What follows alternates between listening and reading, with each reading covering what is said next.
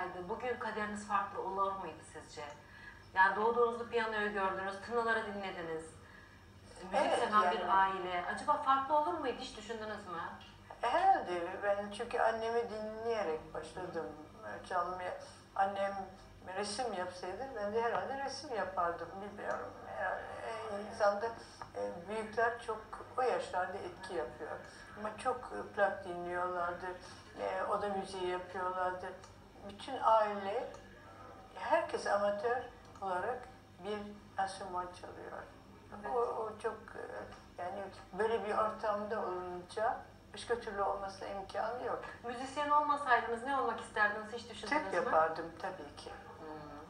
Evet. Tabii. Araştırma. Araştırma. Araştırma üzerine giderdim. Zaten her şeyi araştıran bir insansınız. Felsefe, edebiyat, Evet. her şey hayatınızda dolu dolu.